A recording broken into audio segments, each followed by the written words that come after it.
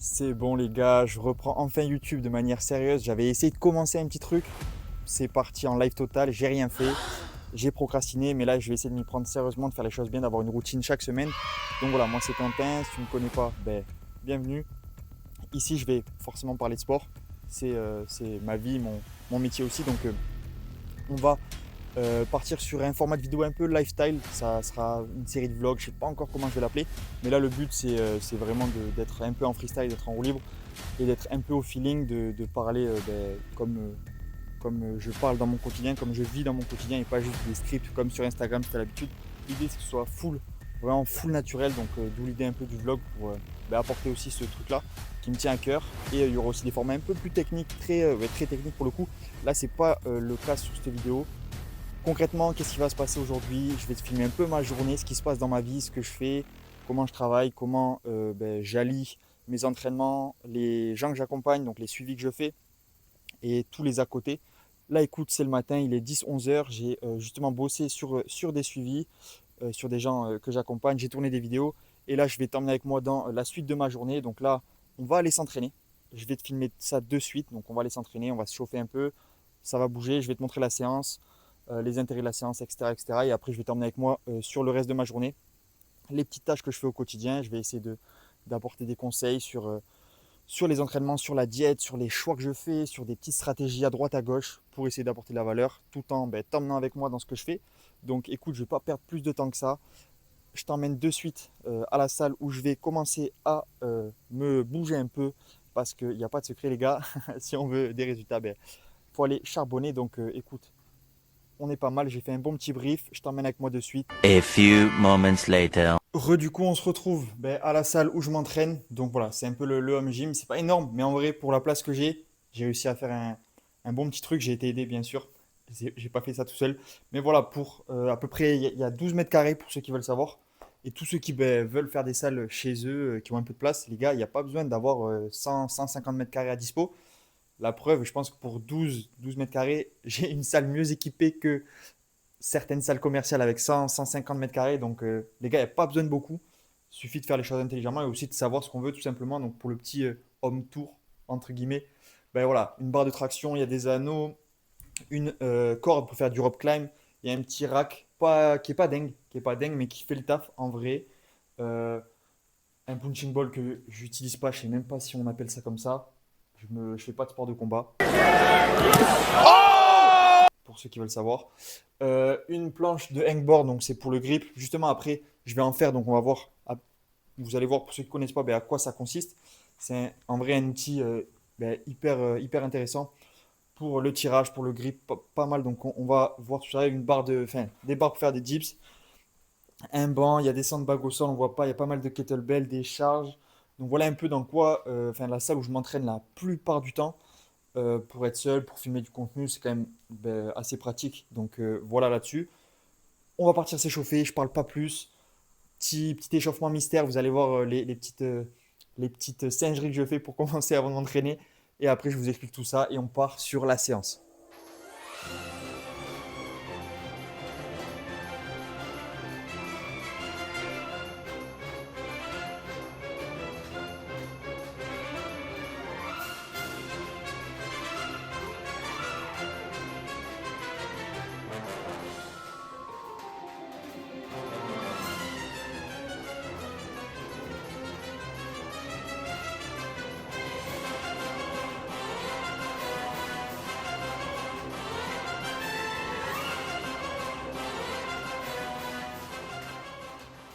Et du coup, j'anticipe les questions.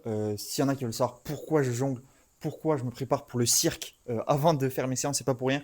Alors en vrai, il y a plusieurs intérêts, plusieurs bénéfices à tirer du jonglage.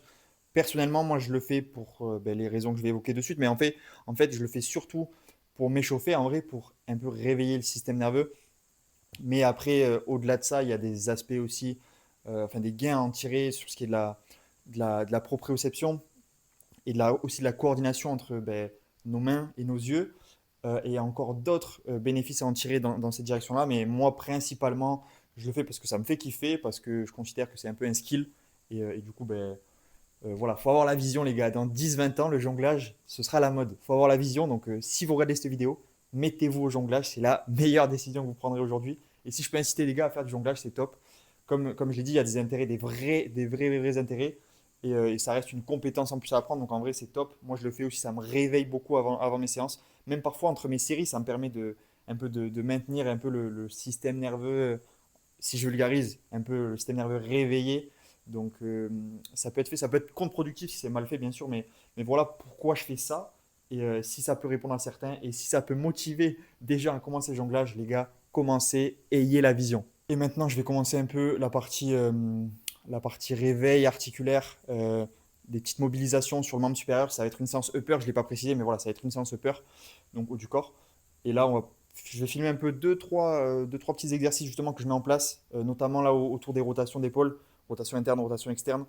Là-dessus, donc un mélange de mobilisation, un peu de mobilité, de travail en fin d'amplitude. Donc, je te montre ça de suite et après, je commente le début de la séance qui arrive. Olha só, me apontou o treta, tu nunca prestou atenção. Olha o bico do fuzil, vai tomar só rajadão. Vai, toma, toma, toma, vai, toma, rajadão. Olha o bico do fuzil, tu nunca prestou atenção. Vai, toma, toma, toma, vai, toma, rajadão. Olha o bico do fuzil, tu nunca prestou atenção. Olha só, me apontou treta, tu nunca prestou atenção. Olha o bico do fuzil, vai tomar só rajadão. Vai, toma rajadão, vai tomar só rajadão. Olha o bico do fuzil, tu nunca prestou atenção. Vai, toma, toma, toma, vai, toma, rajadão. Olha o bico do fuzil, tu nunca prestou atenção. Vai, toma, toma, toma, vai, toma, rajadão. Olha o bico do fuzil, tu nunca prestou atenção. Olha só, me apontou treta, tu nunca atenção. Vai, toma rajadão, vai tomar só rajadão. Ah, et du coup, c'est bon, je t'ai filmé l'échauffement, j'ai tout filmé. Donc voilà, un peu de mobilisation, de travail en fin d'amplitude, notamment autour des épaules, ce qui me limite le plus, moi, dans mon cas. Mais voilà, on est parti à la séance du jour, donc c'est une séance upper. Je vais te montrer les exercices, je ferai un petit débrief à la fin, mais en gros, il y aura des tractions hangboard justement, et du renfort sur le reste du haut du corps. Je te montre tout ça de suite, et on est parti, let's go!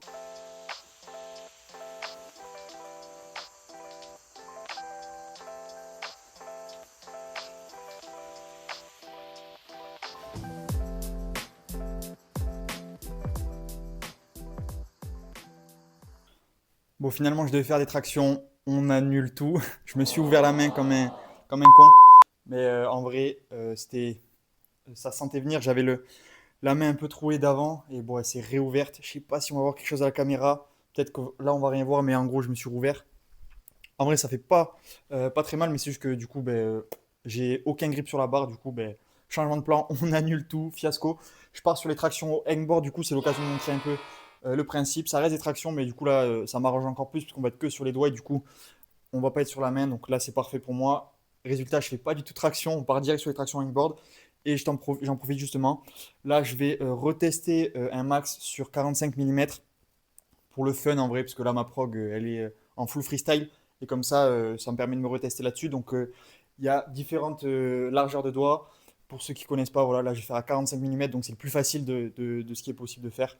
Parce que le but là, c'est de faire une série longue. Donc, assez parlé comme ça. Je te montre la série et après le reste de la séance. Let's go. Donc, on part de suite pour la série.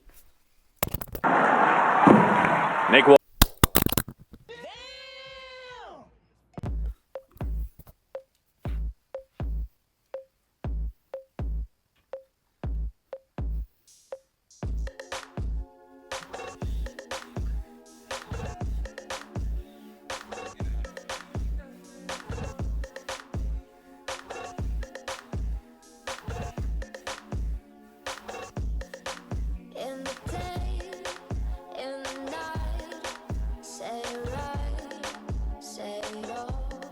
You're the guide of your tongue, you're the stand of your fall. When your will is broken. Donc voilà. J'ai fait 12 reps. En vrai, c'est pas dingue. Mais bon, c'est le niveau que j'ai actuellement là-dessus. Donc voilà. On passe de suite au reste de la séance.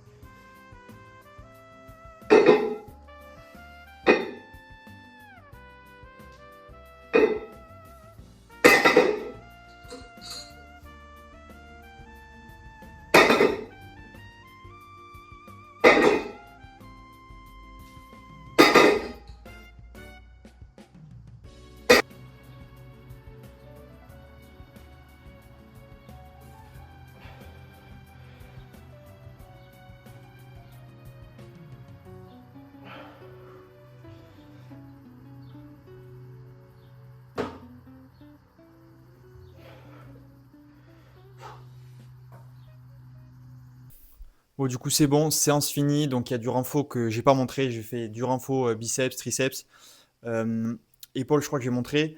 Et après, du travail sur les petits soucis, les petites gênes du moment, notamment un petit souci au pec et au poignet. Donc, en gros, il y avait du renfo là-dessus que j'ai pas montré parce que sinon la vidéo va être trop longue. Et du coup, j'en profite pour ben, voilà, ce petit moment de post-séance pour apporter des petites réflexions, des trucs qui peuvent peut-être aider des personnes qui regardent. C'est aussi le but, c'est d'apporter du concret. Et ça me permet de parler du principe de facteurs limitants, notamment en lien avec les tractions et le grip. Pourquoi je parle de ça? Parce que voilà, cette année, j'ai eu pas mal de petits soucis sur le haut du corps, pas mal de blessures. C'est aussi pour ça que j'ai peu de volume sur le push, parce que j'ai eu des soucis sur ben, certains tissus qui m'ont empêché de faire du push, notamment des problématiques au triceps, des problématiques au pec, au poignet. Mais voilà, et pourtant, malgré des petits soucis là-dessus qui m'ont ben, empêché même un peu de faire des tractions il n'y a pas longtemps, j'ai énormément progressé sur les tractions. Pourquoi? Parce que ben, j'ai beaucoup mieux compris ce principe de facteur limitant. Moi, ce qui me limitait énormément sur les tractions, c'était notamment le grip. Ce qui me faisait lâcher, c'était le grip, que ce soit sur des séries longues au poids de corps ou des... excuse-moi, il y a un truc qui vole autour de moi. Le grip sur les séries longues et même sur des séries plus courtes de force en lesté. Pareil, c'était les grips souvent mon facteur limitant à moi. Et du coup, sur les phases où je pouvais faire peu de traction, peu de volume en traction, justement à cause d'un problème au pec que j'avais, euh, et ben, j'ai quand même pu progresser sur les tractions en ayant un entraînement quand même spécifique à mon facteur limitant qui était forcément, enfin qui était dans mon cas le grip, beaucoup de travail sur le grip, donc que ce soit sur les fléchisseurs de poignet, sur les fléchisseurs de doigts, sur différentes modalités, tu as pu me voir faire du travail sur le grip avec la prise cylindrique tout à l'heure. J'ai fait beaucoup cette année du travail au hangboard justement sur les fléchisseurs de doigts parce que c'était peu provocatif pour moi. Ça me permettait de travailler sur mon facteur limitant qui est le grip. Beaucoup de travail aussi au crush grip, donc les poignets comme ça avec les mains. Donc j'ai beaucoup de fait travailler là-dessus cette année et ça m'a fait énormément progresser sur les tractions alors que je ne pouvais pas en faire tant que ça. Et du coup, ça me permet voilà, de faire ce petit rappel. Les gars, si vous êtes blessé, s'il y a un souci, ça ne veut pas forcément dire que vous allez régresser sur les mouvements que vous pratiquez. Si vous programmez de manière intelligente, si vous savez ce que vous faites, il y a toujours moyen de progresser, même sur des mouvements qu'on ne réalise pas, ou en tout cas de limiter la casse, à condition de, ben, du coup, de travailler des facteurs limitants qui sont ben, du coup, non spécifiques au mouvement en tant que tel, mais qui permettent ben, de progresser via juste la progression tissulaire, on va dire, sur les facteurs limitants. Donc là, je parle de facteurs limitants tissulaires. Parfois, les facteurs limitants peuvent être autres, peuvent être nerveux, peuvent être, peuvent être des facteurs de mobilité, d'amplitude tout court. Mais voilà, petit rappel sur voilà, petite réflexion du jour, les gars. Petite réflexion que j'ai fait à l'impro, c'était pas prévu, mais écoutez, j'espère que ça pourra aider certaines personnes, j'espère que ça pourra faire réfléchir certaines personnes, et si ça peut aider, on est bon. Donc écoute, là, j'ai fini de m'entraîner, je vais revenir chez moi, je vais filmer un peu les deux, trois petits trucs que je vais faire, un peu de boulot, par-ci par-là, répondre aux messages, aux mails, faire les progs, puis après, on va se retrouver au repas, et ce sera une bonne fin de journée pour moi.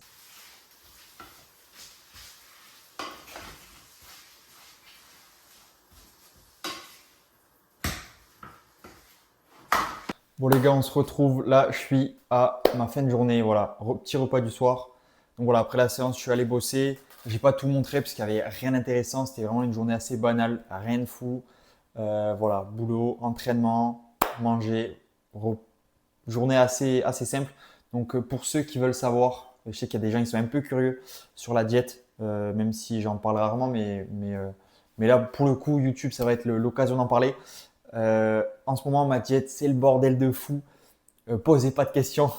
Non, en vrai, là, c'est des pâtes, des haricots verts, du steak haché. Là, c'est des pancakes de patates douces avec de la farine de patates douces, des fruits. En vrai, c'est le bordel, ma diète en ce moment. Là, du coup, ça dépend. Pendant un moment, je mangeais un repas par jour. Là, je mange un peu plus parce que j'aime bien tester pas mal de choses. Une diète à un repas par jour, c'est viable. Pas pour tout le monde, mais c'est possible. Voilà, en ce moment, je suis entre 2, 3 repas par jour.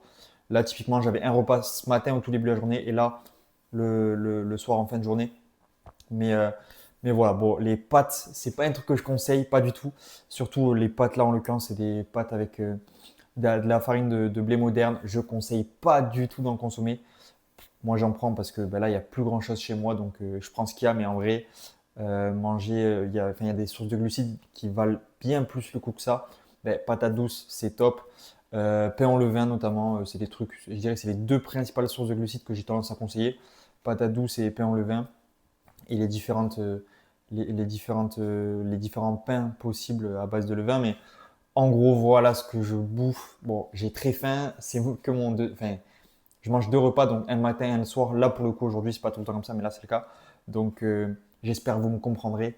J'ai la dalle, donc je vais me régaler. N'hésitez pas à, si jamais il y a des gens qui veulent commenter, si jamais vous voulez que la vidéo dure plus longtemps, que je montre peut-être plus de choses. Là, volontairement, je voulais que ce soit pas trop long, que ce soit digeste pour voir aussi au début, quitte à faire des vidéos plus longues pour la suite. Mais voilà, n'hésitez pas si vous avez des thèmes de vidéos pour ce type de vlog, des idées en particulier. Euh, Comme je l'ai dit, il y aura des vidéos comme ça, il y aura des vidéos full technique où ce sera que de la valeur finalement, voilà, des mouvements, des conseils, des réflexions sur l'entraînement. Mais voilà, j'ai fait le tour, je pense. N'hésitez pas si vous avez des questions. Et puis, du coup, pensez à liker, à vous abonner. C'est que le début. Je vais essayer vraiment de m'y tenir. De toute façon, on va vite être fixé. Mais l'idée, c'est que je me tienne sur ce rythme-là sur YouTube pour vraiment me lancer dans le truc. Donc voilà, j'espère que ça vous aura plu. Likez, abonnez-vous. Et je vous dis du coup à bientôt.